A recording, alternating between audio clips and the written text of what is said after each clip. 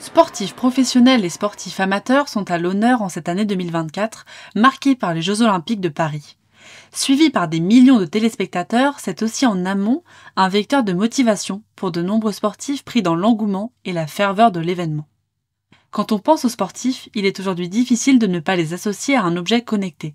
S'immisçant dans la vie privée, ces objets ne sont pas sans conséquences et peuvent amener à diverses dérives. Aujourd'hui, les objets connectés font partie de la vie quotidienne des sportifs amateurs et professionnels. C'est ce que nous confirme une enquête Odexa publiée en 2019. 73% des répondants ont déclaré utiliser des applications sportives afin de mesurer précisément leur performance et leur progression. Un sentiment partagé par Quentin Auberger, qui est responsable d'une marque de montres connectées. On voit depuis plusieurs années, et les études le montrent, qu'il y a de plus en plus de gens qui courent, et de plus en plus régulièrement en plus. En se plongeant dans les archives, on remarque que dès les Jeux Olympiques de Los Angeles en 1984, la collecte de données a fait son arrivée pour gérer efficacement les compétitions, les infrastructures et la sécurité. Même si aujourd'hui nous sommes plus au fait des risques, il reste des zones d'ombre. Certains utilisateurs n'enlèvent jamais leurs objets connectés de leurs bras. Et pourtant, ils ne savent pas toujours où va cette collecte de leurs données personnelles. Si des lois encadrent ce phénomène, cela n'empêche pas les marques de manquer de transparence face à leurs utilisateurs.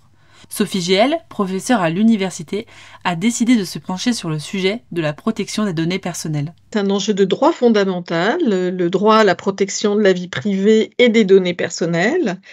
Et je pense qu'on est assez mal informé sur la manière dont les données récoltées circulent.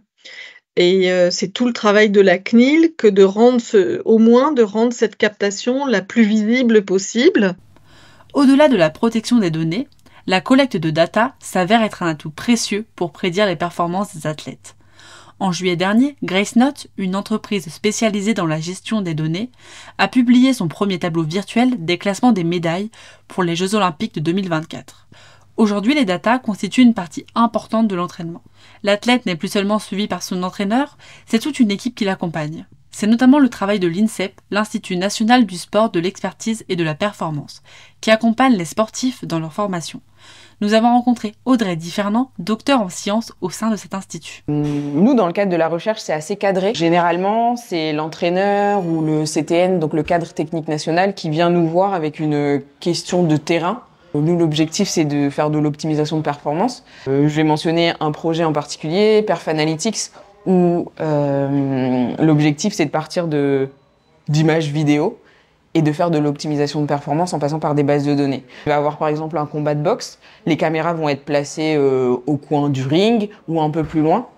Et après, grâce à ça, donc on va extraire le squelette et à partir du squelette, on va avoir les données des key points, on appelle ça, de certains endroits en particulier sur le corps.